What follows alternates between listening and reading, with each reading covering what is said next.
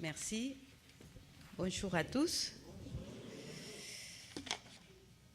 Voilà, j'ai avant tout une bonne nouvelle. Je pense que les microbes commencent à me quitter, donc je me sens mieux. Voilà, j'espère qu'ils ne vont pas aller se loger chez vous. Alors,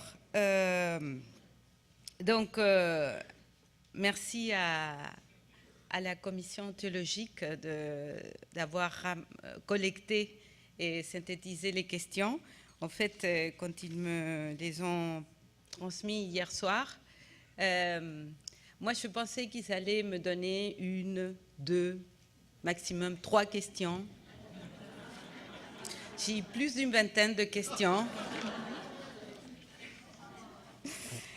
Donc voilà, donc j'ai passé la nuit à dire comment je vais combiner ça. Donc voilà ce que je vous propose pour essayer de répondre, je ne sais pas si à toutes les questions, mais au moins à une bonne partie. J'ai classé les questions autour un petit peu de ce qui était... ouais. Ah, il faut que ce soit plus près. C'est bon? J'ai classé les questions autour de, vous savez, un peu ce qui était ma conclusion hier matin. Je suis arrivée après Laudato Si et la Joie de l'Évangile à proposer 3 éléments pour revisiter l'imaginaire d'une vie bonne. Et j'étais arrivée à un petit peu l'idée de dire comment l'autonomie, on peut la penser en termes d'interdépendance, donc ce terme d'interdépendance, comment la prospérité, on pouvait la penser sous forme de communion, donc le terme de communion, et puis comment l'avenir, en fait, on peut le penser en termes d'accueil de l'inattendu, donc le terme d'inattendu. Donc je vais partir, j'ai pris ces 3 mots, interdépendance, communion et inattendu. Et j'ai essayé donc de classer les questions autour de ces 3 mots parce qu'il me semblait aussi qu'ils renvoyaient d'une manière ou d'une autre à ces 3 mots-clés. Et en fait, j'ai identifié 3 types de questions. Il y a d'une part des questions qui demandaient surtout de la concrétisation. Est-ce que vous pouvez concrétiser, dire de manière plus concrète, voilà, et ce que vous mettez derrière ces concepts qui sont un petit peu parfois abstraits. Donc, il y a une première demande en termes de concrétisation. Une deuxième type de question qui était plus, alors je mets ensemble des questions de compréhension et des clarifications et des questions d'approfondissement. Mais c'était plus des questions voilà, d'ordre conceptuel. Est-ce qu'on peut approfondir? Est-ce qu'on peut clarifier? Donc je dis des questions plutôt de compréhension de ces concepts. Et puis troisième niveau des questions, c'était des questions qui demandaient à pouvoir mieux relier ces grands concepts avec la vie religieuse. Donc j'avais essayé un petit peu déjà hier après-midi de faire le lien, mais voilà, il y avait encore des questions qui disaient est-ce qu'on peut avancer dans ce croisement avec la vie religieuse? Donc voilà, j'ai fait un tableau à double entrée. J'ai mis mes 3 mots et puis les 3 formes des questions et les 3 types de questions. Et voilà, et j'ai essayé de remplir mon tableau. Et c'est un petit peu le contenu de ce tableau, vous voyez, que je vais essayer rapidement de vous partager. Alors, avant de rentrer donc dans le contenu de chacune de ces croisements, les 3 mots et les 3 types de questions, vous voyez, ce que je vais faire, c'est 3 fois 3. Donc, je vais prendre chacun des mots et pour chacun des mots, je vais aborder chacune des 3 types de questions. Et alors, juste une petite préalable avant de rentrer dans le contenu du tableau, parce que c'est un petit peu en écho à quelque chose dont j'ai entendu depuis le premier jour, qui est apparemment pour vous une notion et aussi un défi important, que c'est cette question de l'interculturel. Et en fait, je vous ai dit le premier jour quand je me présentais, je suis façonnée par deux cultures, la culture du sud de mon pays d'origine et la culture du nord de la France. Et en fait, dans cette manière de penser, de réfléchir, que je vais un petit peu vous partager, mais que j'ai déjà un petit peu partagé hier, et pour moi, c'est une manière de montrer justement comment moi je fais de l'interculturel, c'est-à-dire comment je fais la synthèse entre ces deux cultures. Parce que vous voyez, moi j'ai toujours besoin d'un cadre, je réfléchis toujours par trois. Et voilà, vous voyez, c'est 3 fois 3. Et j'ai besoin d'un cadre. Et je pense que ce cadre-là, le fait d'avoir toujours un cadre de réflexion, c'est quelque chose qui, voilà, que j'ai reçu surtout de la culture française, c'est-à-dire une logique très cartésienne, où on va séparer, ordonner, classer. Donc voilà, je trouve que là, il y a une richesse pour pouvoir penser la réalité et qui me vient, je pense, beaucoup de cette culture. Et puis, à l'intérieur de ce cadre, là, je fais jouer l'imagination. Et là, je relis les concepts et je pense que là, je prends plus des choses qui viennent justement de ma culture du Sud, qui est une pensée plus circulaire, vous voyez, plus globalisante. Et donc, à l'intérieur du cadre, voilà, je raconte des histoires. Je vais vous raconter pas mal d'histoires. Je fais des liens, mais c'est un cadre, ce qui me permet de justement non pas partir dans tous les sens. Ça m'oblige un petit peu à essayer de garder une certaine cohérence entre tous ces éléments qui sont de nature et d'ordre différents. Donc voilà, c'était juste pour dire, je pense, voilà, que face à l'interculturel, pour moi le défi, c'est justement qu'on puisse faire un peu cette synthèse qui n'est pas simplement une juxtaposition de deux cultures, que c'est justement, pour moi presque, je dirais, c'est créer une culture nouvelle. La culture, la synthèse que j'ai créée en moi ne correspond exactement ni à l'une ni à l'autre. C'est ma synthèse. Et je pense que dans le monde d'aujourd'hui, on est appelé justement à construire des synthèses collectives entre les cultures différentes.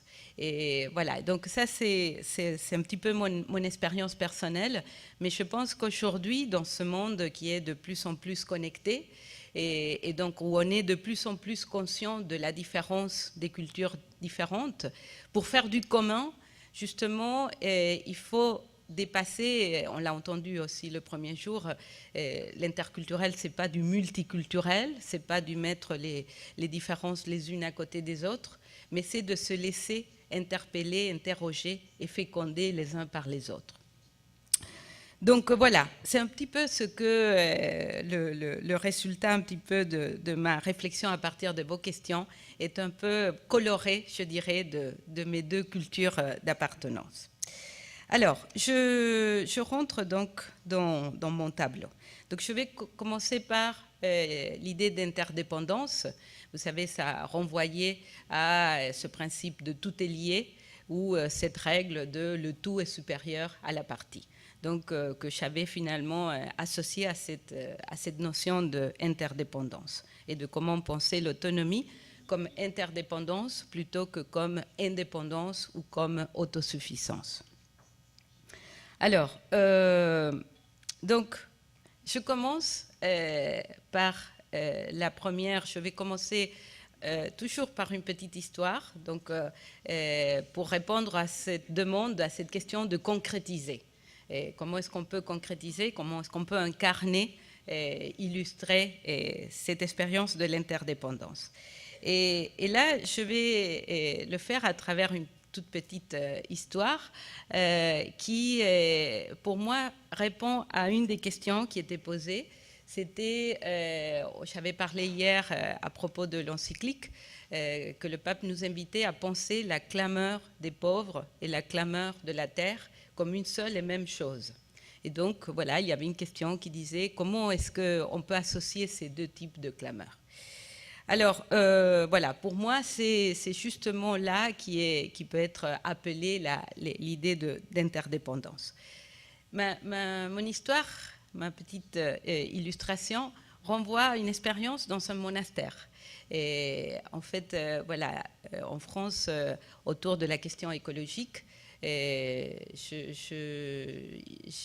j'accompagne une expérience qui se fait aujourd'hui avec un groupe de monastères, des monastères qui, en fait, étaient surtout interpellés. C'était des monastères, pour la plupart, qui sont dans des activités agricoles et qui ont été très interpellés par Laudato Si, justement sur leurs pratiques avant tout agricoles.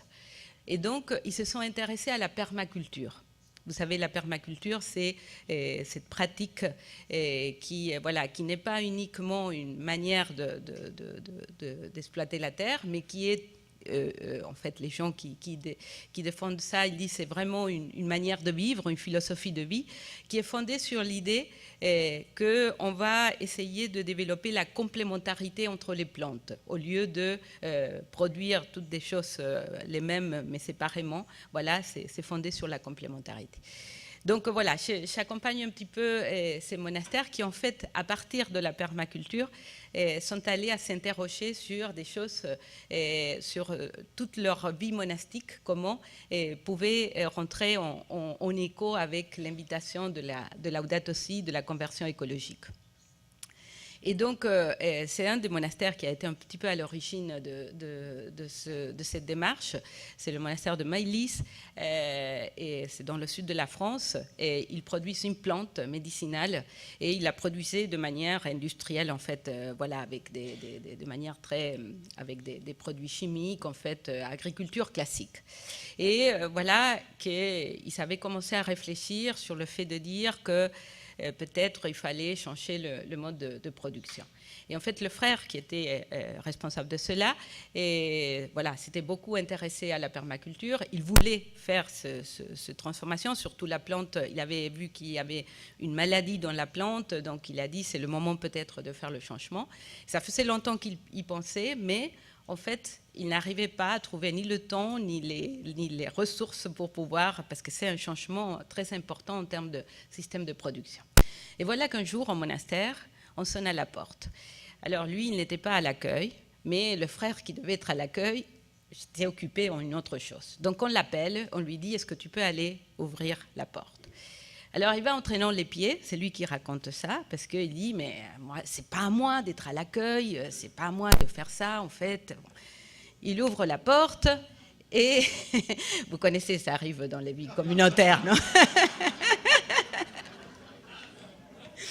Et donc, il ouvre la porte et voilà, il rencontre une personne, vous savez, comme ces gens qui passent parfois de monastère à monastère, des gens pauvres en fait, qui sont en errance et qui vont demander dans les monastères d'être accueillis pendant quelques jours. Donc voilà, il demande d'être logé et nourri pendant quelques jours et en échange, il était prêt à quelques services. Donc, bon, il dit, OK, qu'est-ce que je lui donne à faire?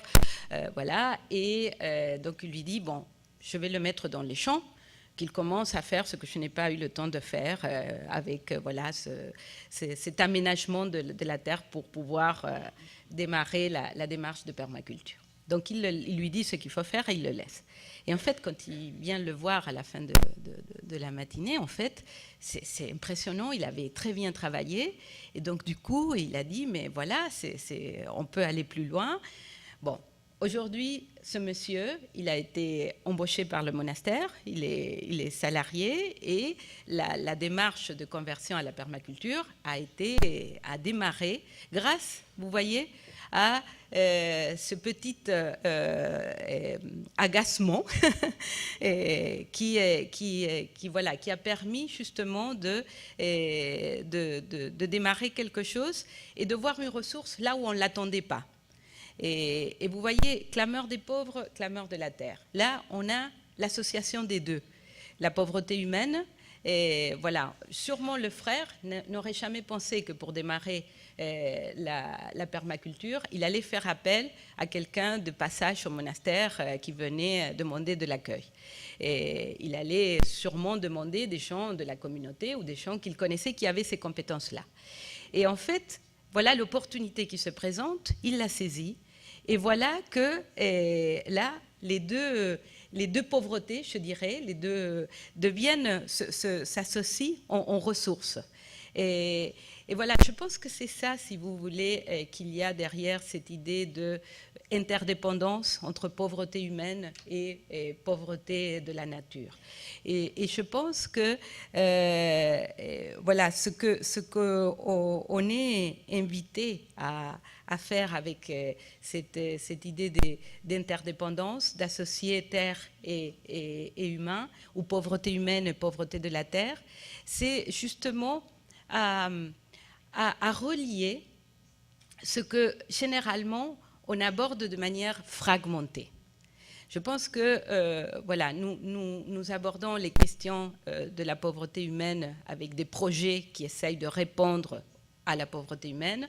Nous abordons des questions écologiques avec des techniques qui essayent de répondre à la question surtout des ressources naturelles.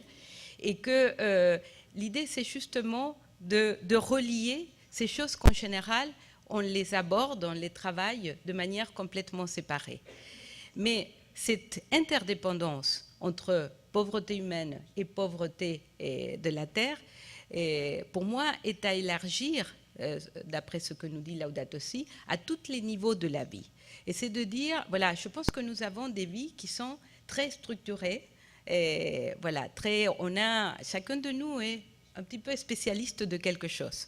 Vous savez, dans toutes les communautés, dans tous nos travaux de groupe, il y a le spécialiste de la liturgie, le spécialiste de la catéchèse, le spécialiste de la vie communautaire, le spécialiste... Enfin, chacun a un lieu d'expertise.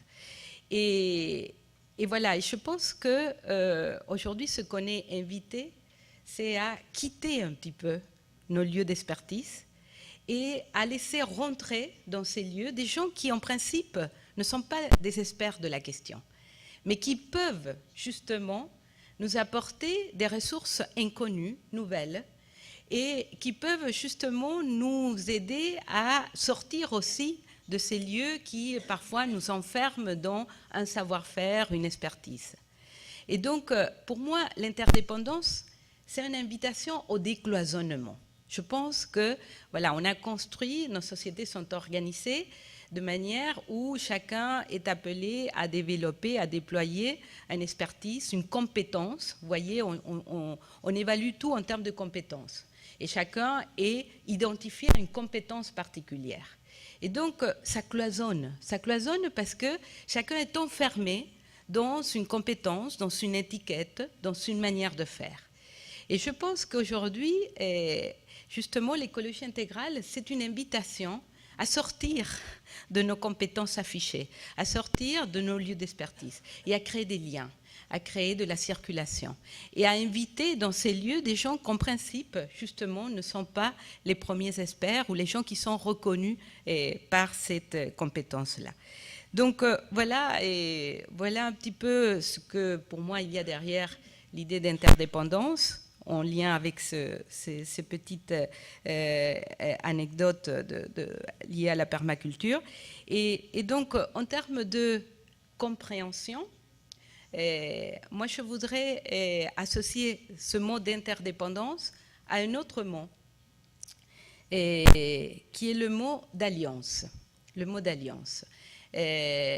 Alors, ça me permet aussi de répondre à une autre question qui disait « Comment l'interdépendance change notre image de Dieu ?» Une très belle question. Comment l'interdépendance change notre image de Dieu? Et je pense en effet que ça la change. Alors, je pense que ça nous invite à rentrer dans un autre type de relation avec Dieu. Et je pense que le mot d'alliance est très beau pour réfléchir sur ça. Vous savez, alliance, c'est un mot qu'on utilise dans le langage profane, mais c'est un mot aussi qui est un mot central dans la Bible. Et vous savez, je voulais aussi rappeler une petite histoire biblique qui parle de l'alliance, parce que pour moi, ça fait fortement écho à cette notion d'interdépendance. Vous savez, c'est encore dans le livre La Genèse, et ce récit que vous connaissez très bien du déluge. Voilà, l'homme s'était mal conduit, Dieu envoie le déluge, et voilà, tout le monde faillit mourir, et il y a un survivant, que c'est Noé. Et donc Dieu vient à la rencontre de Noé et lui dit « Je veux faire alliance avec toi ». Je ne sais pas si vous vous souvenez, quand il lui dit « Je vais faire alliance avec toi », il lui dit « Je te promets que plus jamais je vais détruire la terre avec un déluge ». Donc vous voyez, c'est un peu étrange, parce qu'il lui dit « Je vais faire alliance » et en fait il lui fait une promesse. « Plus jamais je vais détruire la terre avec un déluge ». Eh bien, je pense que dans cette promesse, il se dit quelque chose de l'alliance. Parce que du moment que Dieu dit à l'homme « Plus jamais je vais détruire la terre avec un déluge », il est en train de lui dire « Dorénavant, tu es autant responsable que moi de la destinée de cette terre. » Il avait envoyé le déluge justement parce que l'homme s'était mal conduit. Et donc là, il dit « Entre nous, il n'y a pas une relation de « tu te conduis bien, je te bénis, tu te conduis mal, je te envoie une punition ». Ça ne marche plus. Entre nous, il y a une relation d'alliance. C'est-à-dire, plus jamais je vais détruire la terre avec un déluge, ça veut dire on est co-responsable de la destinée de cette terre. Et donc, voilà, l'alliance, c'est ça. Et je pense que c'est ça qu'il y a dans l'idée d'interdépendance à laquelle nous sommes invités. C'est de devenir justement co-responsable, de devenir co-créateur, de ne pas penser la création comme une juxtaposition des compétences différentes, mais justement de créer alliance, de créer de l'interdépendance. Vous savez, ce mot d'alliance, j'ai beaucoup travaillé justement parce que ça m'interpellait notamment au niveau de l'économie. Et donc j'ai beaucoup travaillé la différence entre l'alliance et le contrat. Vous savez, en économie, on parle beaucoup de contrats. Et les relations sont des contractuelles. Et dans le contrat, dans les deux cas, c'est un accord, c'est un échange. L'alliance et le contrat sont des échanges. Mais pour moi, la différence, c'est que le contrat, on le fait pour se protéger de l'autre. Le contrat, c'est une manière de se protéger des risques que l'autre peut me faire encourir. Donc, vous voyez, on fait un contrat de travail, justement, pour que je sois respectée de ne pas me faire avoir par mon patron. Le contrat d'assurance, le contrat, voilà, aujourd'hui, dans tout le monde économique, on fait des contrats. C'est une manière de se protéger. Et c'est très bien, c'est très bon parce que ça protège les plus faibles. Mais je pense que les relations ne peuvent pas se limiter uniquement à des relations contractuelles. Et que l'alliance nous invite à penser autre type de relation. Je pense que l'alliance, c'est une relation dans laquelle, justement, on ne se protège pas de l'autre, mais on accepte de prendre des risques avec l'autre. On ne se protège pas des risques que l'autre peut me faire encourir, on prend des risques avec l'autre. On fait confiance à l'autre. On dit à l'autre, si tu échoues, ton échec est le mien, et si tu réussis, ta réussite est la mienne. C'est énorme l'alliance. Voilà, c'est tout à fait contraire ou différent, je dirais, que le contrat. Eh bien, l'interdépendance, pour moi, c'est une invitation à créer des relations d'alliance, avec les proches et avec ceux qui sont moins proches. Et voilà, l'alliance, pour moi, ça décloisonne. Ça permet de sortir de, comme on dit, de nos lieux de confort, de nos lieux de compétences, de nos lieux d'expertise. Alors, voilà donc l'interdépendance avec le petit récit sur la permaculture, la compréhension autour de la notion d'alliance et, troisième question, c'était le lien avec la vie religieuse. Alors, on en a déjà parlé un petit peu hier. Pour moi, cette idée d'interdépendance, je la mettrais bien en écho, comme je disais hier, avec le vœu de pauvreté. Je pense que ça permet peut-être de revisiter le vœu de pauvreté. On disait hier, je disais, pour moi, la pauvreté, ce n'est pas tellement le fait d'avoir peu, de vivre avec peu, mais c'est de pouvoir être libre par rapport aux choses, aux objets, mais aussi aux autres, à tout ce qui nous attache. Donc c'est une invitation à la liberté. Et donc, voilà, je pense que, pour le traduire de manière très concrète, je pense que oui, la pauvreté, on peut la penser en lien avec tout ce qui est la gestion matérielle d'une communauté. Alors, quelques échos par rapport à comment justement cette pauvreté peut se penser en termes d'interdépendance au niveau de la gestion matérielle. Je dirais, par exemple, comment on fait des achats et comment on décide ce qu'on achète. Vous savez, j'ai beaucoup entendu, je ne sais pas si c'est votre cas, mais parfois, dans les communautés religieuses, le vœu de pauvreté passe par acheter le moins cher. Voilà, parce que voilà, on veut la pauvreté, la simplicité, donc on achète le moins cher. Mais vous savez que si on achète le moins cher, je pense que souvent, on fait exactement le contraire de ce qu'on veut faire avec le vœu de pauvreté. Parce qu'acheter le moins cher, ça veut dire que sûrement le produit n'a pas été justement rémunéré à son producteur. Et donc, acheter le moins cher, c'est peut-être l'achat le moins juste. Et donc, c'est ça, introduire dans l'achat et dans la pauvreté l'interdépendance. C'est de dire, quand j'achète, je pense à qui a produit ce bien, aux conditions de production, voilà, comment le producteur a été rémunéré, et comment il a respecté ou pas l'environnement. Donc, je pense à tous les liens qu'il y a à travers ce choix de consommation, à travers ces décisions d'achat.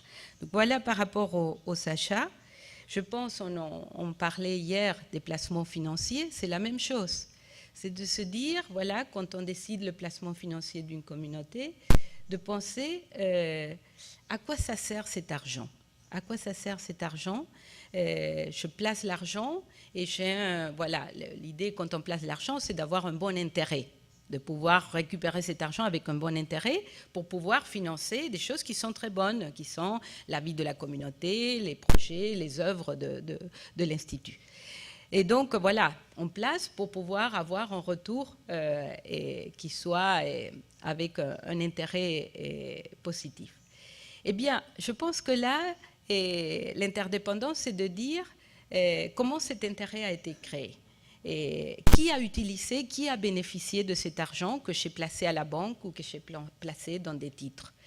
Et comment cet argent a été utilisé. Parce que, voilà, on le disait hier, déjà de se poser des questions, des critères éthiques par rapport aux entreprises qui est justement dans lesquelles on place cet argent, c'est déjà quelque chose d'important. Mais on pourrait même aller beaucoup plus loin. J'essayais de le dire un petit peu hier après-midi, parce qu'on pourrait justement placer cet argent, non pas dans des grands fonds et dans des grandes entreprises, mais placer cet argent, l'investir dans des petits projets, avec des petits porteurs de projets qui n'ont pas la possibilité d'obtenir des grands financements dans la banque et qui veulent développer justement un projet économique. Et donc, vous voyez, avec cet argent, on fait alliance. On fait alliance avec quelqu'un qui veut développer un projet et qui n'a pas les moyens, justement, peut-être, d'accéder à des financements dans le système financier classique. Donc, voilà, on fait alliance avec celui qui va utiliser cet argent en espérant, oui, en espérant qu'il va pouvoir nous rendre cet argent avec un intérêt. Mais vous voyez, on devient partenaire de celui qui va utiliser notre argent. On fait alliance avec lui. On prend des risques avec lui, certes, on prend des risques avec lui. Mais justement, cet argent est un moyen de faire alliance avec d'autres. Ce n'est pas seulement un moyen de financer la vie de l'institution, mais c'est une manière de faire alliance avec d'autres. Donc voilà comment, pour moi, si vous voulez, la pauvreté pourrait s'associer dans la vie d'une communauté religieuse à l'interdépendance. Et puis je dirais une dernière chose par rapport à justement comment vivre l'interdépendance dans la vie religieuse. Vous savez, l'économie, je pense souvent, voilà, on pense que c'est juste une question voilà, secondaire, une question... il y a dans toutes les communautés des économes, peut-être parmi vous. Bon, voilà, et on considère que l'économe, parfois, on considère comme une fonction un peu de support, mais pas au centre des décisions de la communauté. C'est celui qui gère. Et je pense que les décisions économiques, vous voyez, sont des décisions qui doivent concerner toute la communauté, qui ne peut pas être uniquement décision d'une personne, de quelqu'un, parce que c'est pas la décision économique, c'est pas seulement une question de gestion, c'est pas seulement une question de performance économique, c'est une question de qu'est-ce qu'on veut faire vivre, avec qui on veut faire alliance, avec qui on veut s'associer, qu'est-ce qu'on veut soutenir. C'est ça ce qu'il y a derrière les choix économiques, que ce soit le choix de placement financier ou le choix de consommation ou le choix d'achat. C'est ça qu'il y a derrière toute décision économique. Et pour moi, cette décision, dans une vie communautaire, ne peut pas relever d'une seule personne ou même pas du groupe qui dirige la communauté. Pour moi, ce sont des questions qui concernent l'ensemble de la communauté. Donc voilà, pour moi, voilà une manière, si vous voulez, de faire entrer l'interdépendance dans la vie religieuse par le biais du vœu de pauvreté. Voilà pour le premier mot, donc interdépendance. Ça va ?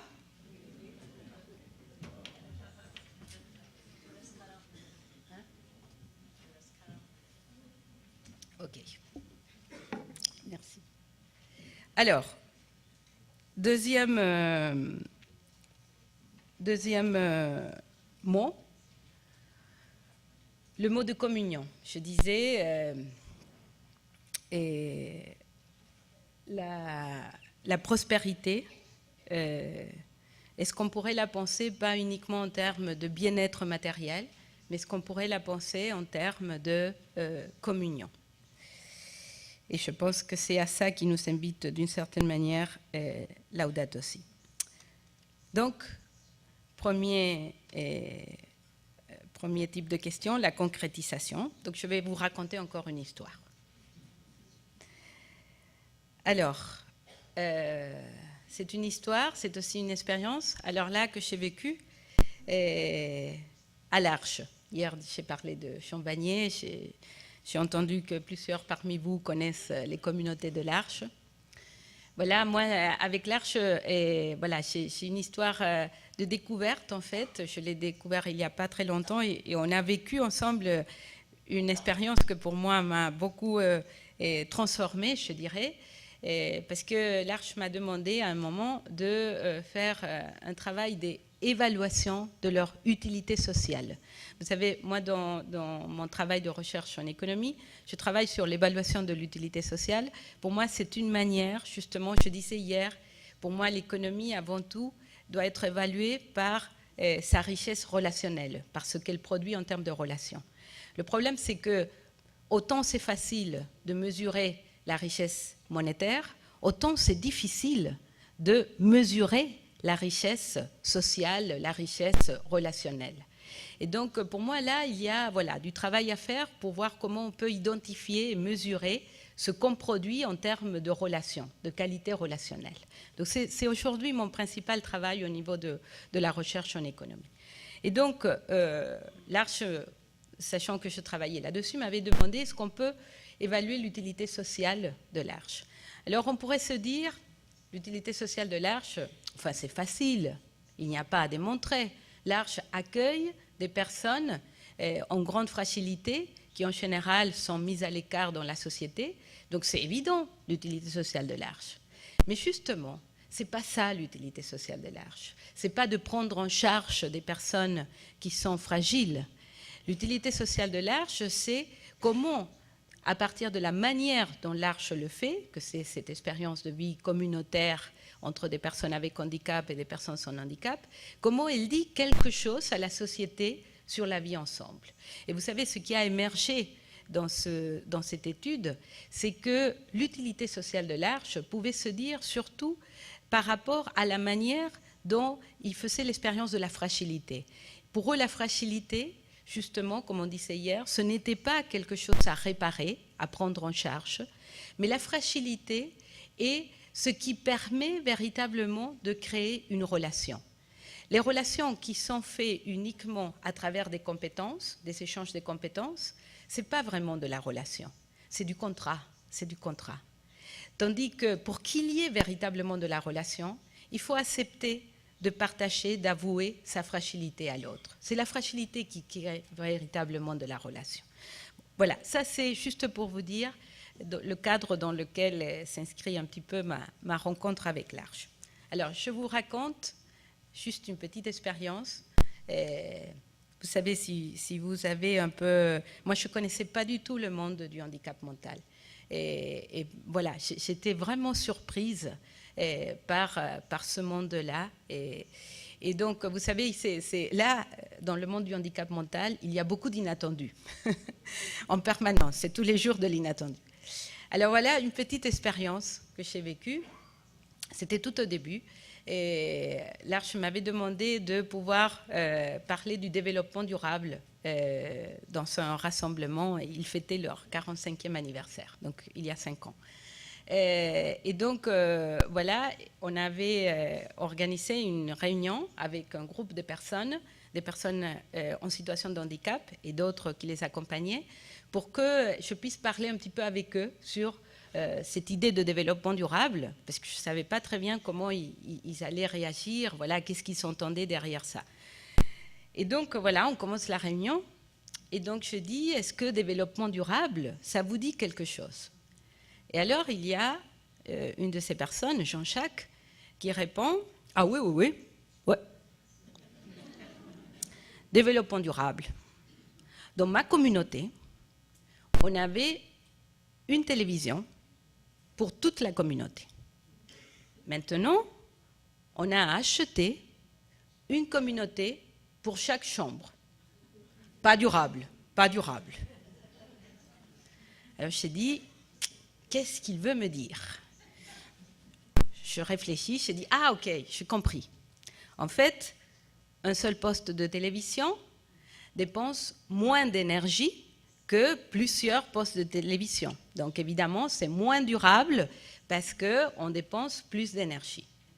Il me dit, ah non, non, non, non, non, non, non, non. Avant, après le dîner, on allait tous ensemble regarder la télévision. Maintenant, après le dîner, chacun va dans sa chambre. Communauté pas durable, communauté pas durable.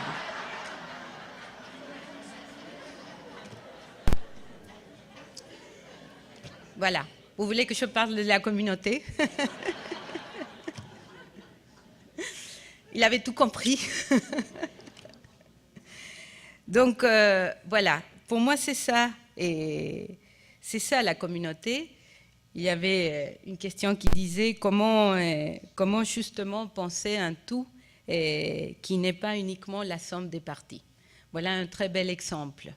Le tout, ce n'est pas simplement d'habiter ensemble sous un même toit, c'est justement quels sont les espaces qui permettent d'être vraiment ensemble. Quels sont ces espaces où justement il y a quelque chose qui circule. Ce n'est pas simplement le fait de partager l'espace, mais c'est ce qui circule dans cet espace. Et donc, voilà, la communauté, ça devrait être, je pense, c'est ce que, à mon avis, voulait nous dire Jean-Jacques, un lieu de rencontre et pas seulement un lieu où on est ensemble. Il y avait beaucoup de questions sur la communauté dans les questions qui m'ont transmis. Et voilà, il y avait beaucoup de questions qui renvoyaient aussi à cette expérience du dialogue j'avais beaucoup parlé hier aussi, parce que je pense que c'est un élément clé dans Laudato Si. Et donc, il y avait beaucoup de questions là-dessus. Alors, je pense que la communauté doit être un lieu de dialogue. Mais justement, alors ça, c'est autre chose que j'ai appris à l'Arche. Le dialogue, vous savez, n'est pas uniquement verbal. On pense que le dialogue, c'est pouvoir justement parler, échanger. En fait, une des choses qui est apparue très fortement à l'Arche quand on a fait l'évaluation de l'utilité sociale, c'est quelque chose qu'on a appelé la seule présence. La seule présence. Ils racontent plein d'histoires dans les communautés de l'Arche, où justement, vous savez que parfois, avec les personnes en situation de handicap, parfois, il y a des gens qui ne parlent pas du tout, ou parfois qui parlent mal. Et donc, le dialogue, voilà, est parfois le dialogue verbal est très limité. Et en fait, ce qui est apparu, c'est qu'il y a une manière de faire communion qui est simplement la seule présence, le fait d'être présent avec l'autre. Et je pense que dans notre société, parfois, justement, on a perdu la valeur ou l'importance de l'échange qui ne passe pas par la parole, qui n'est pas verbalisé, et qui passe par le corps, qui passe par... Alors c'est là où la nature, je pense, peut aussi beaucoup nous apprendre, parce que la nature ne parle pas comme nous, elle parle un autre langage, mais je pense que voilà, ça nous permet de redécouvrir l'importance du physique, l'importance du corporel, l'importance de cette seule présence, de cette présence qui ne peut pas se traduire en mots, mais qui crée de la communion. Et voilà, c'est le fait d'être présent à quelqu'un, le fait de simplement lui prendre la main, parfois, vous savez, ça, et vous le savez bien, ça dit beaucoup plus que toutes les paroles qu'on peut dire. Donc, voilà, je pense que la communauté, c'est aussi ce lieu où on peut échanger, mais pas uniquement, et on peut dialoguer, pas uniquement de manière verbale. Alors, donc, les questions liées à la compréhension. Je vais aussi vous proposer un mot. Donc, pour l'interdépendance, je proposais alliance. Pour la communion, je propose un mot qui vient aussi du pape François. C'est dans la joie de l'Évangile également. Et il donne une image pour parler de l'unité.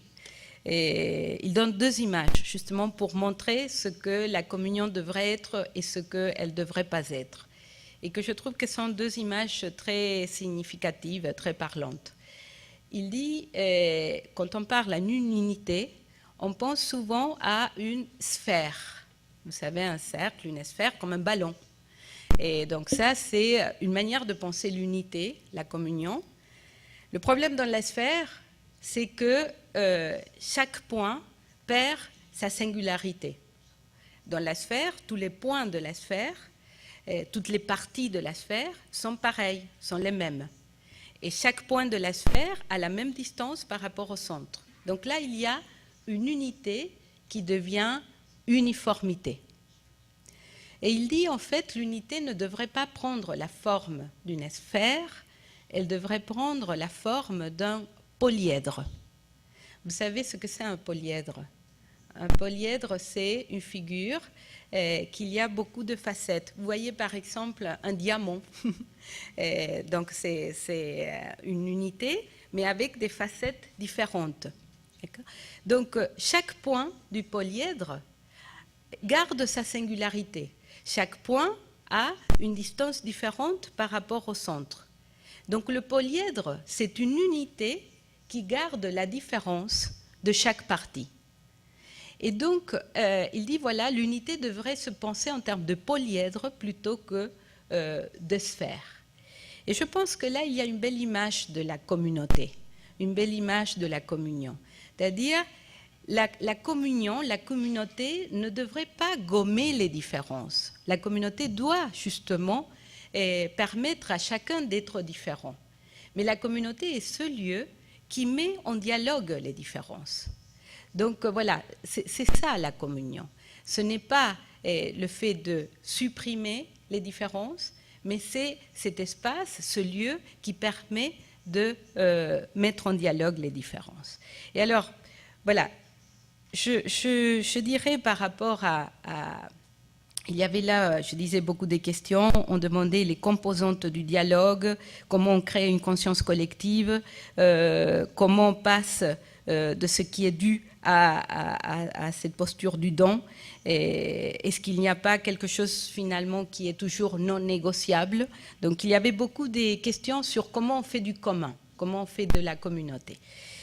Eh bien, voilà, moi je pense qu'à partir de cette image du polyèdre, moi, je peux dégager quelques idées sur voilà, quel serait le type de dialogue qui permet justement de faire du commun sans que ça devienne de l'uniformité. Je pense 3 choses qui sont importantes dans le dialogue. La première chose, c'est voilà, il faut que chacun puisse être reconnu dans sa différence. Donc, je pense que le dialogue, la communauté, doit habiliter chacun à être différent. La communauté est un lieu où on sent qu'on a le droit d'être différent.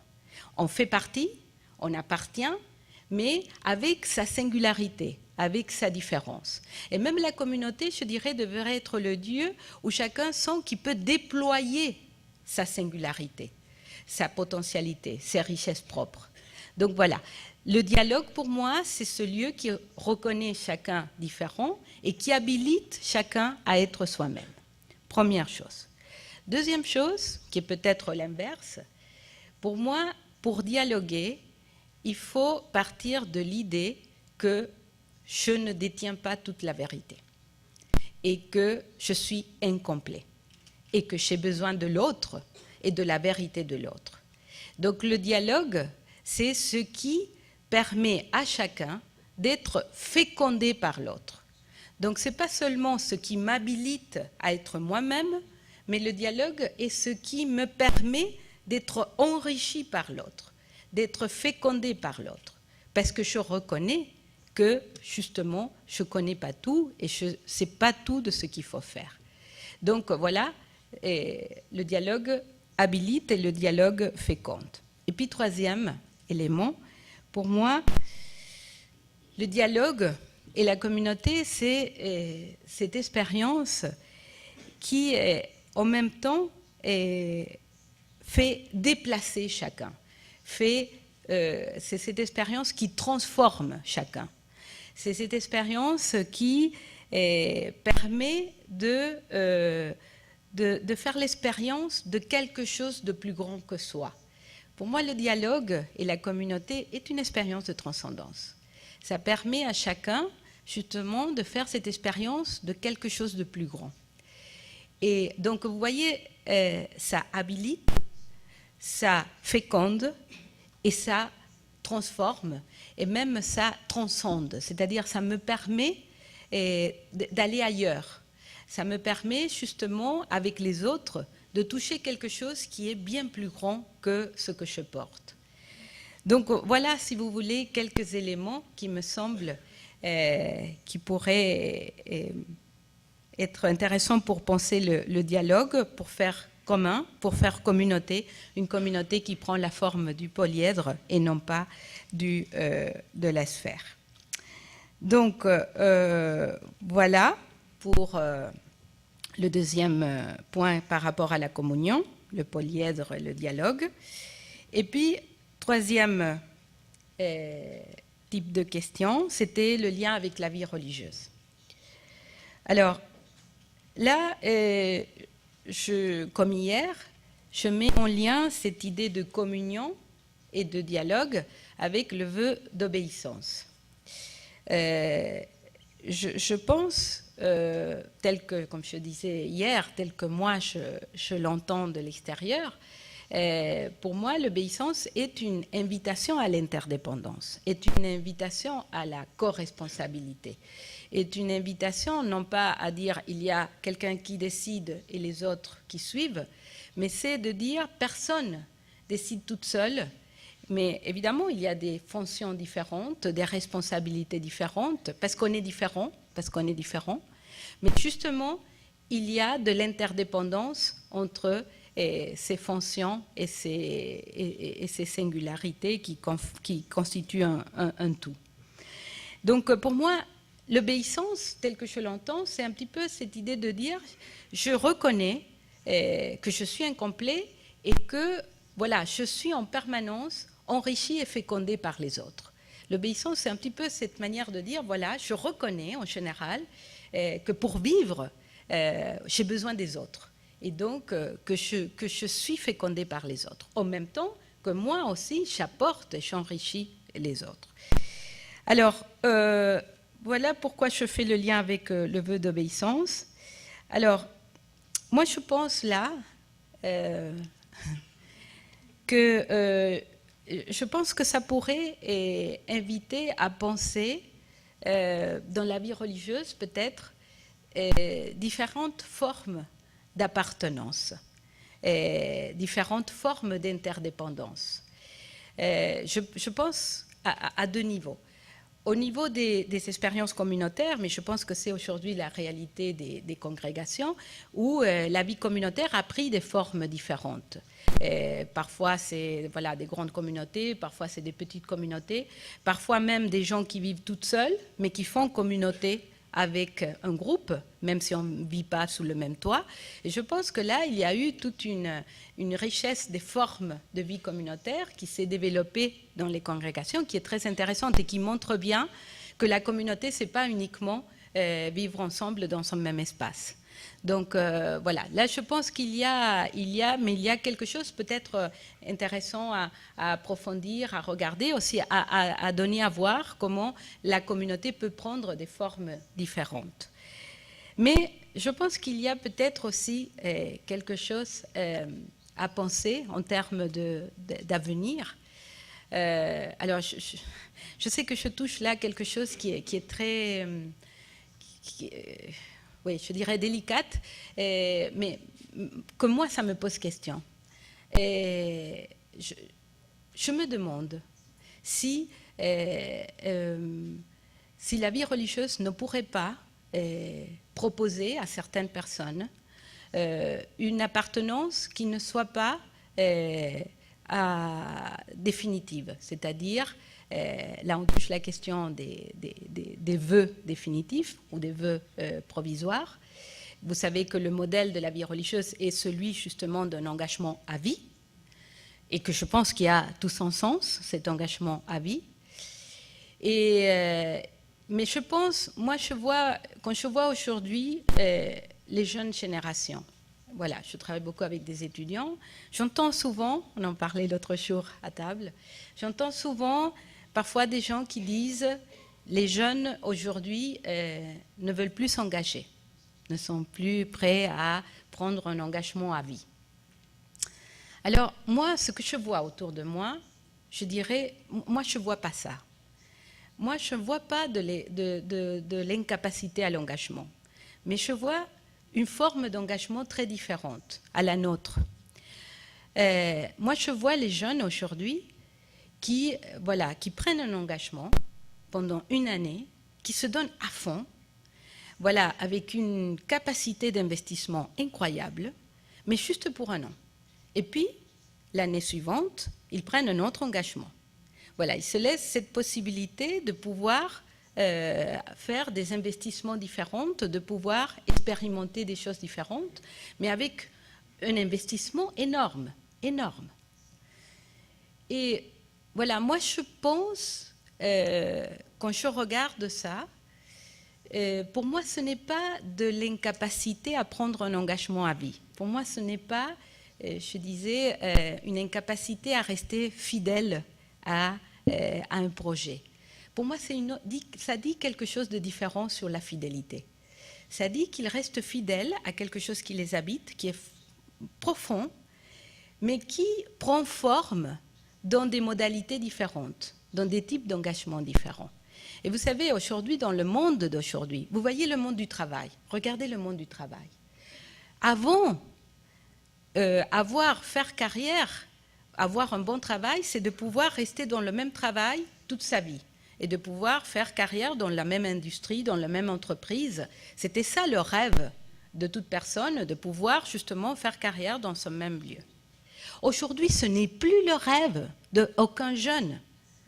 Aujourd'hui, justement, pouvoir réussir dans le travail, c'est de pouvoir expérimenter des choses différentes. La mobilité est devenue une valeur en soi. Donc voilà. Et pour moi, ce n'est pas justement un signe de manque d'engagement ou de fidélité. Et je me dis, est-ce que justement la vie religieuse ne pourrait pas proposer, parce que je pense que voilà, l'expérience de la vie communautaire telle que vous l'apportez est quelque chose de magnifique en termes de formation. Est-ce qu'on ne pourrait pas proposer des formes d'appartenance qui ne soient pas voilà, définitives, qui ne demandent pas un vœu à vie? Bon, je laisse ouverte la question, mais pour moi, cette question de la communion, de l'interdépendance, de la communauté, de l'obéissance, pour moi, permet de poser cette question. Je la pose très ouvertement. Je sais qu'il y a plein de... Pour pouvoir accueillir des personnes avec des engagements à terme, il faut qu'il y ait des gens qui restent tout le temps. Donc, je sais bien que... voilà. Mais voilà. Mais c'est un peu pour dire, je pense qu'il faut sortir des modèles binaires. C'est soit à vie, soit rien. Je pense qu'il faut aujourd'hui penser les choses de manière plus diversifiée. Et voilà, c'est pour ça que je dis, est-ce qu'on ne peut pas penser des modèles d'appartenance différentes? Voilà. Voilà donc pour le deuxième mot, celui de la communion. Ça va? 15 minutes. Oui, oui, 15.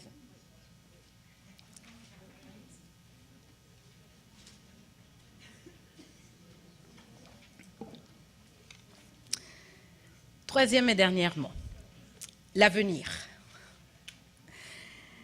Alors, avec ce mot de inattendu, sur lequel aussi il y a eu beaucoup de questions, aussi hier après-midi et également dans les questions qui ont été transmises par écrit.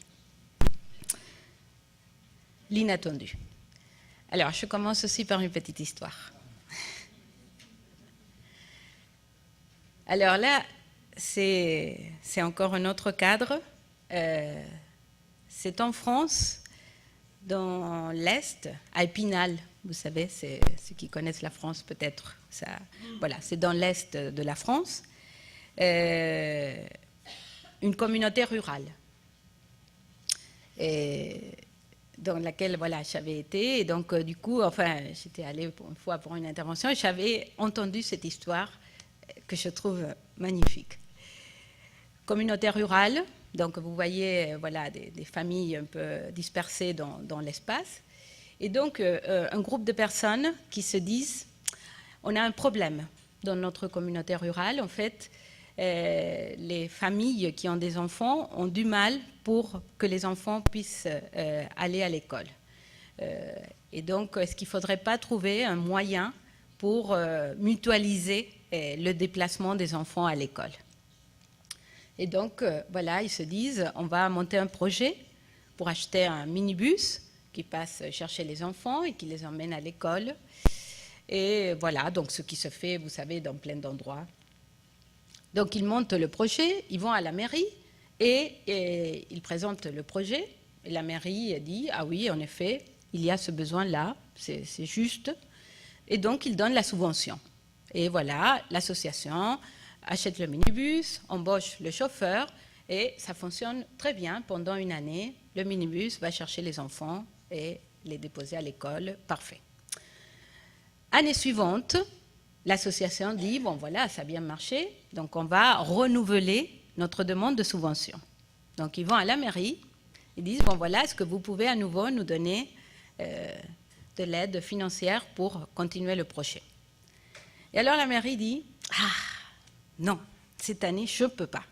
Parce que, en fait, cette année, on a changé des priorités. L'année dernière, c'était la petite enfance. Cette année, c'est le grand H. On ne peut pas avoir d'argent pour tout. C'est normal.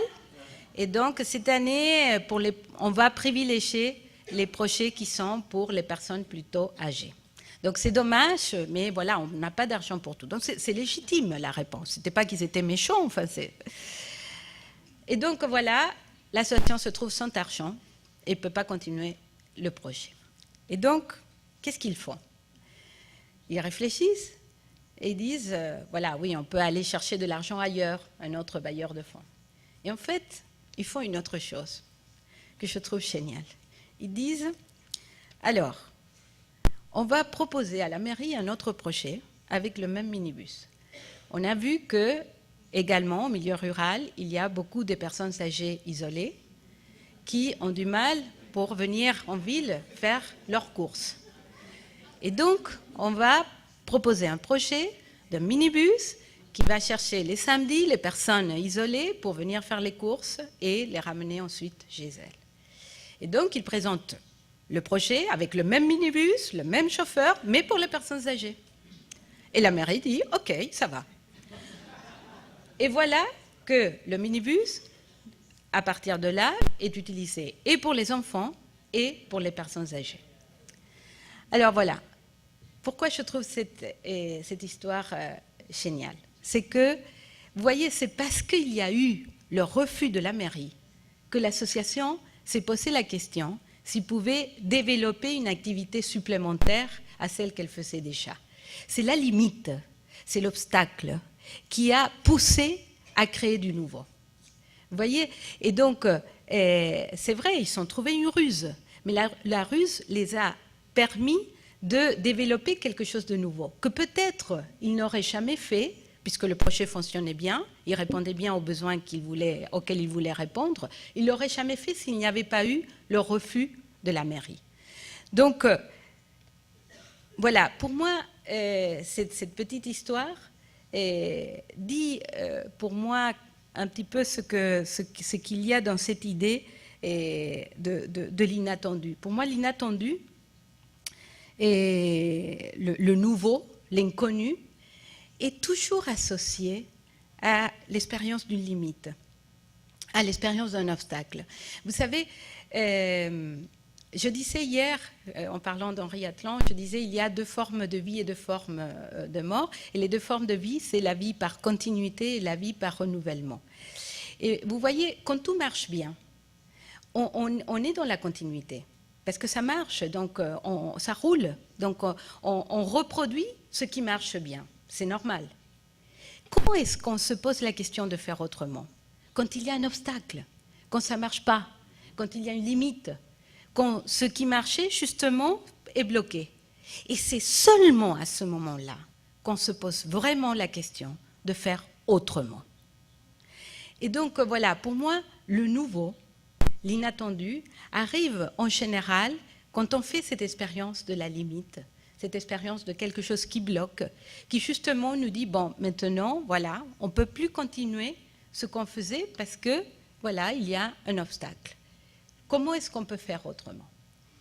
Et donc, voilà, pour moi, c'est ça, initier des processus. Il y avait des questions qui disaient, voilà, c'est l'expression qui est utilisée par le pape François que j'avais citée hier, et donc il y avait la question de dire, qu'est-ce que ça veut dire, initier des processus plutôt que posséder des espaces? Pour moi, c'est ça, initier des processus plutôt que posséder des espaces. C'est, voilà, quand on est confronté à quelque chose qui ne va pas, qui ne va plus comme on voulait que ça aille, c'est de commencer quelque chose, d'initier quelque chose, de créer la possibilité du nouveau, plutôt que d'essayer de créer les conditions pour continuer à faire de la même manière. Vous voyez? C'est ça, pour moi, initier le processus. Posséder l'espace, pour l'expérience, là, l'anecdote, la petite histoire que j'ai racontée, ça aurait été aller chercher des financements ailleurs pour pouvoir continuer à faire de la même manière. On va chercher de l'argent ailleurs, on continue à faire de la même manière. Ce n'est pas ce qu'ils ont fait. Ils se sont dit, face à ce refus, on invente quelque chose de nouveau. On fait autrement. Et donc, voilà, c'est ça pour moi, initier un processus. C'est commencer quelque chose, profiter de ses limites, profiter de ses obstacles, profiter de ses obscurités, on parle depuis hier de la nuit, profiter de ces obscurités pour faire émerger du nouveau. Et donc, la notion Et voilà, le concept que je voudrais associer à cette idée d'inattendu, c'est la notion de promesse. Vous savez, j'ai utilisé alliance pour l'interdépendance, polyèdre pour la communion. Et voilà, je vous propose promesse pour faire écho à cette idée d'inattendu. Évidemment, promesse renvoie à l'idée d'avenir. Alors là aussi, je trouve que la Bible nous dit des choses magnifiques sur la promesse. Vous savez, c'est une notion qui traverse toute l'histoire biblique. Mais voilà, je fais référence à deux petites histoires, mais qui aussi sont très très connues, mais qui pour moi disent très clairement ce qui est la promesse. Vous savez, c'est la promesse que Dieu fait à Abraham: quitte ta terre et mets-toi en marche vers la terre promise. Tu arriveras à cette terre et tu vas prendre possession de cette terre. C'est la promesse que Dieu fait à Abraham. C'est ce qu'Abraham fait. Il fait confiance à Dieu. Il se met en marche. Très difficile, toute la traversée du désert. Mais il arrive à la terre promise. Mais contrairement à ce que Dieu lui a promis, il ne va pas pouvoir prendre possession de cette terre. Vous savez, il va mourir dans cette terre comme un étranger. Il va devoir même acheter un morceau de terre pour enterrer sa femme. Voilà, une promesse qui est accomplie à moitié. Avec Moïse, c'est encore pire. À Moïse, Dieu lui dit, va, le peuple est esclave en Égypte, fais-le sortir d'Égypte et conduis-le à la terre promise. Je vais te conduire et tu vas arriver à cette terre promise. Et vous savez que Moïse va mourir avant d'arriver à la terre promise. Donc, je dirais encore une promesse qui n'est pas complètement accomplie. Alors, je dirais, qu'est-ce qu'on peut dire donc de cette promesse, de ces promesses qui ne sont pas complètement accomplies? Est-ce que Dieu serait un de ces hommes politiques d'aujourd'hui qui promettent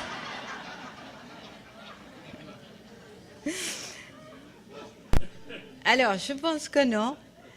Je pense que ces récits nous disent quelque chose sur la promesse.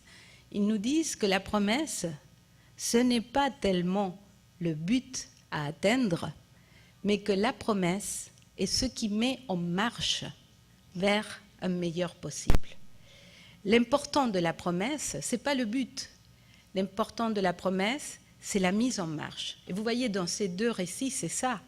C'est ce qui met en marche Moïse et Abraham avec leur peuple vers quelque chose qu'ils s'attendent, qu'ils cherchent comme porteur de plus de vie. Mais ce n'est pas le but en soi, ce n'est pas d'arriver à la terre en soi. C'est justement ce qui met debout, ce qui met en marche, ce qui met en mouvement. Et je pense que c'est ça, initier les processus. C'est ça, le fait de penser l'avenir. Vous savez, je disais, j'avais cité aussi Saint Paul hier, quand il dit « espérer ce qu'on connaît, ce n'est pas espérer ». Espérer, c'est justement espérer ce qu'on ne connaît pas. Donc, justement, c'est ce qui nous met en marche vers quelque chose qu'on ne connaît pas encore, qu'on ne sait pas quelle forme ça va avoir. Donc, le but, on ne peut pas le définir avant de se mettre en marche. Mais c'est ce qui nous donne la force pour nous mettre en marche, pour nous mettre en chemin. Donc, voilà pourquoi je mets promesse en résonance avec cette idée d'initier des processus. Alors, il y avait une très belle question qui disait « Comment guider vers un futur inconnu ?» Comment guider vers un futur inconnu? Voilà, c'est très beau les mots, parce que guider, quand on guide quelqu'un, c'est qu'on le conduit vers un but. Comment guider vers quelque chose qu'on ne connaît pas? Et voilà, je trouve que c'est ça un petit peu à quoi on est aujourd'hui appelé. Et j'ai beaucoup insisté depuis hier avec cette idée de se dessaisir du résultat, de se dessaisir du but à atteindre, de se dessaisir du modèle à reproduire, mais de se mettre en marche vers quelque chose qu'on ne connaît pas, qu'on ne verra peut-être pas, sûrement pas, mais qu'on croit qu'il va pouvoir être porteuse de vie et de plus de vie. Et je pense que c'est là où, pour moi, ce terme de veilleur que vous avez mis au centre de cette assemblée prend tout son sens. Et voilà, je pense que le guide, là, est avant tout un veilleur. Et que ce qui doit, la manière de guider les autres vers un inconnu, c'est justement de créer cet espace où on veille ensemble. Plutôt que de dire voilà ce qu'il faut faire ou pas faire, voilà quel est le modèle à suivre ou à ne pas suivre, c'est de dire comment on développe ensemble cette capacité de veille, comment on apprend ensemble à identifier les germes de nouveauté, comment on apprend ensemble à voir où est-ce que la vie commence à naître d'une manière nouvelle. C'est ça pour moi de guider vers l'inconnu. C'est justement de voir un petit peu, pas à pas, ce qui nous permet d'aller plus loin. Vous savez, il y a un auteur uruguayen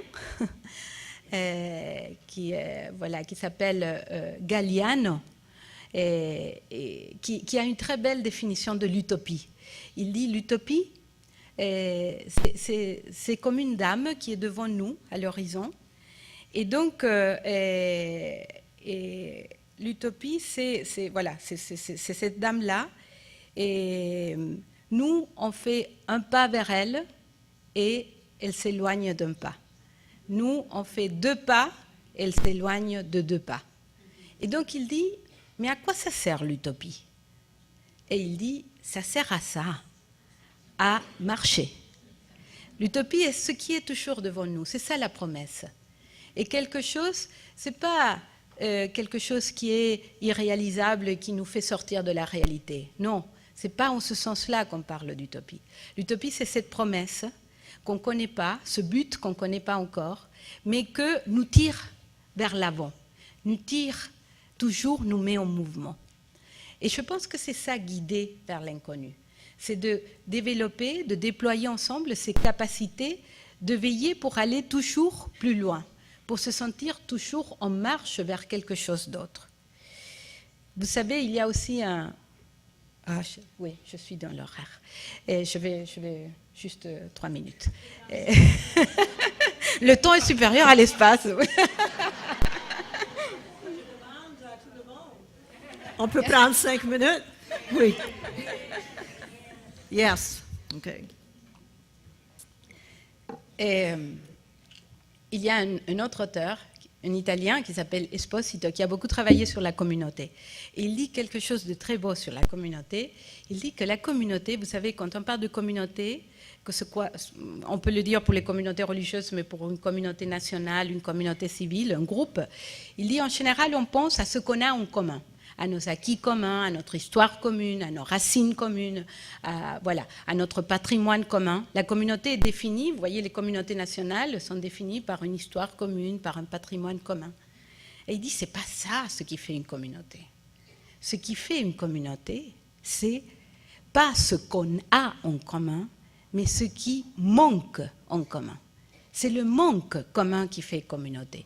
Parce que la communauté se définit par le fait de pouvoir avoir un avenir commun. Ce n'est pas l'histoire commune qui fait la communauté, mais c'est l'avenir commun. Donc c'est le fait de dire, de reconnaître qu'il nous manque quelque chose ensemble et que ce manque commun nous met en route vers un avenir commun. Donc voilà, c'est un peu la même idée de cette utopie.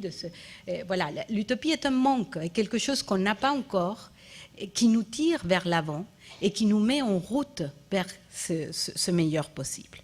Alors voilà, le dernier point, très rapidement, c'est le lien avec la vie religieuse. Donc, comme hier je disais, je mets un petit peu cette idée d'inattendu, d'avenir, avec le vœu de chasteté, parce que ce que je vois dans le vœu de chasteté, c'est un petit peu cette invitation à être créateur de manière multiple, être créateur au-delà justement, je disais, de la reproduction biologique. Et donc, comment être créateur? Et vous voyez, il y avait une question qui disait comment être créatif et non consommateur. Et voilà, consommateur, c'est celui qui cherche à accumuler des acquis. Et je pense que nous sommes aussi parfois dans nos institutions et dans nos projets, on accumule des acquis, des compétences, des savoir-faire, voilà. Et en fait, c'est le fait de dire, être créateur, c'est justement commencer par reconnaître ce qui nous manque, parce que c'est ça qui nous met en marche vers quelque chose d'autre. Et donc, voilà, je pense qu'aujourd'hui, vous êtes bien conscient de ce qui vous manque. Et comme vous dites, vous parlez aujourd'hui, il y avait aussi la question hier soir, mais c'est bien présente chez vous. Et comme vous dites, voilà, des communautés religieuses aujourd'hui, notamment dans les pays du Nord, qui ont moins d'effectifs, qui sont plus vieillissantes. Donc, vous pouvez dire, voilà, le manque, ce manque-là, en tout cas, vous le ressentez clairement. Comment penser donc l'avenir face à ce manque-là? Alors, évidemment, je n'ai pas, je n'ai pas la solution et je ne prétends pas l'avoir. Moi, je peux simplement vous partager ce que moi, je crois, je pense. Je pense que il va avoir dans l'avenir une vie religieuse qui va être, pour moi, très différente de celle qui est aujourd'hui. Mais elle va exister.